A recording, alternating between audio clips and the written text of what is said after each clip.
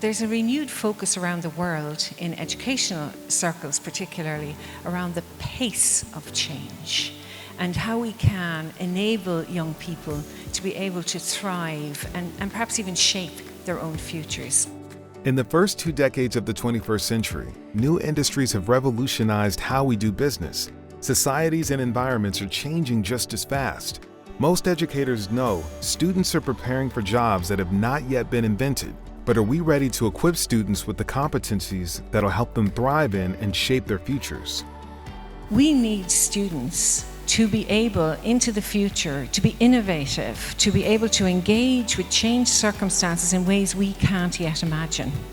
So building in the educational system, into the curriculum, opportunities for them to develop a sense of purpose, curiosity, and a very open mindset is really, really important. How can school principals who are here and teachers help students to develop a strong inner compass, a moral compass that can guide the skills that they're developing in order to apply these new types of knowledge to make a better world, to make a more peaceful world?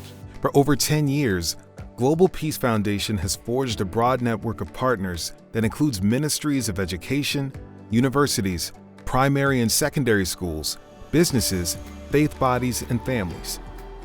Things that we thought cannot be done, things that we thought that we cannot reach, things that we thought is impossible, now can be done, can be reached, and is so possible because of partnership.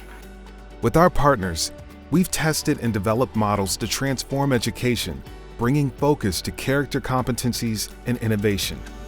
The Character and Creativity Initiative works with ministries of educations, schools, and educators in Europe, Africa, Asia, and Americas to identify key character competencies, such as leadership and interpersonal skills, and develop strategies to cultivate and evaluate such competencies.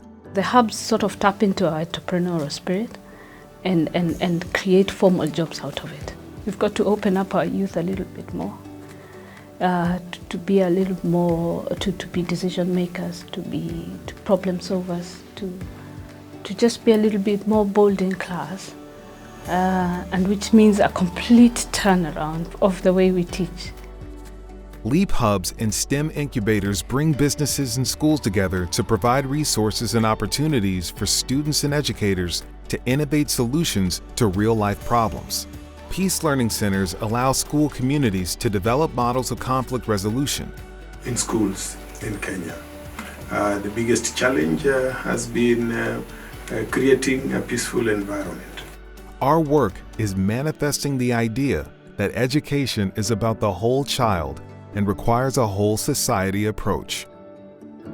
We believe that that's part of our mission, and that is to make the whole community, including the parents, private stakeholders, local chief executives, meaning the local elected leaders, to make them aware that the delivery of education, the delivery of quality education does not lie with the government, does not lie with the Philippine Education Ministry alone.